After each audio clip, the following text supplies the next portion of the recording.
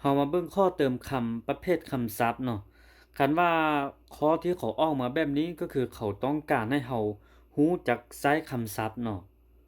ก็คือในบทเรื่องเนาะ요즘회사일때문에지방에자주갑니다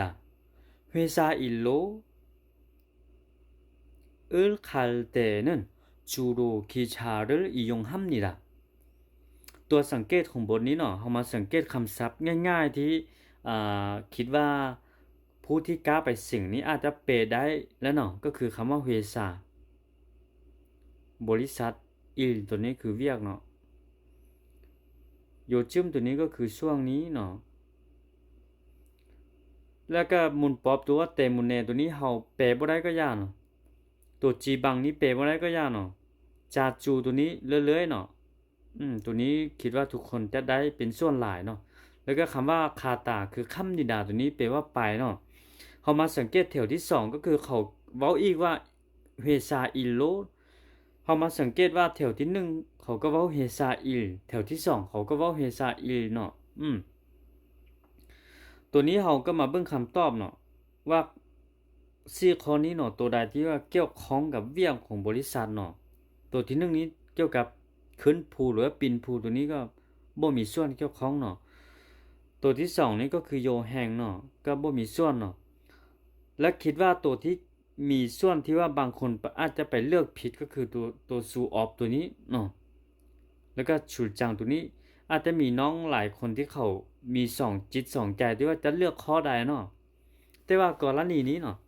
เขามาสังเกตเนาะก็คือคาเตตัวนี้ไวยากรณ์ว่าเมื่อหรือว่าตอนที่ไปเนาะ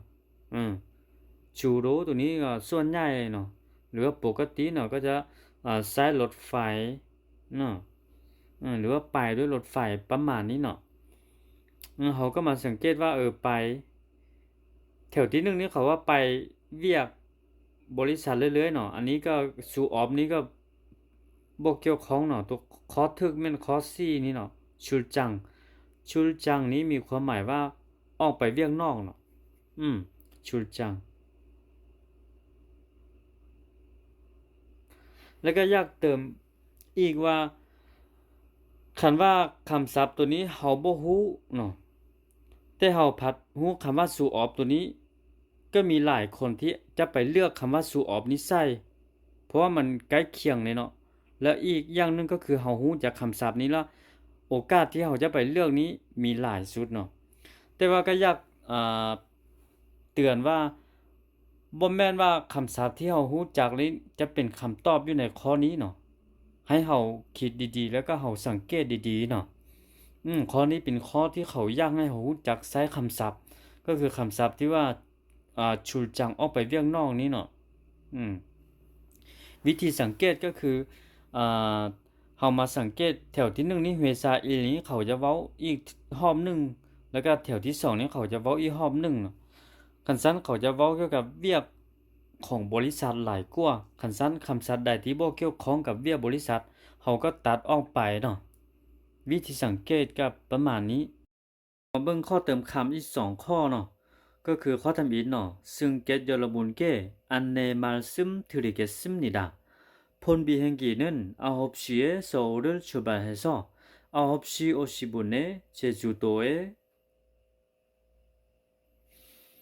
ข้อทำอิฐนี้เนาะเขาอยากให้เรารู้จักคำกงกำค้ามของคำว่าชูลบาลฮาตาตัวนี้เนาะก็คือคำว่าชูลบาลฮาตาตัวนี้มีความหมายว่าอ่าเดินทางเนาะหรือว่าเริ่มเดินทางเนาะ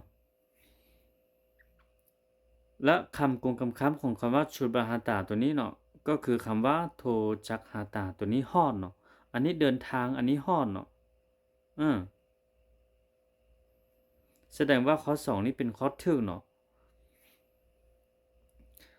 ข้อต่อไปเนาะก็คือ이약을하루에3번씩 후30분에ข้อนี้สิ่งที่เขาอยากให้เราอ่าเขาอยากถามเราก็คือเขาอยากถามว่าเรารู้จักคำสุภาพของคำว่ากินบ่เนาะก็คือคำว่าทือเซโยอันนี้เขาเปลี่ยนเป็นอาอยแล้วเนาะคำว่าคำศัพท์ซื่อๆเนาะก็คือทือชิดา จะมีอีกคำหนึ่งก็คือ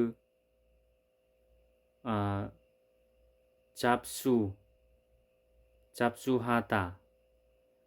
สองคำนี้มีความหมายว่ากินคือกันเนาะแต่เวลาเราใช้เว้ากับคนที่เราอ่าอันนี้ก็คือท่านหมอเว้าให้กับผู้ที่มาซื้อยาเนาะอืมแล้วก็เวลาที่เราเว้าให้กับผู้สูงอายุเราก็ใช้สองคำนี้เนาะอ่าทูชิตากับจับซูฮาตาเนาะ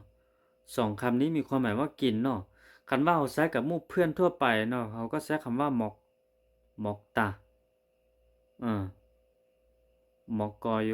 แบบนี้เนาะหรือว่าหมอกซึมนี่ล่ะ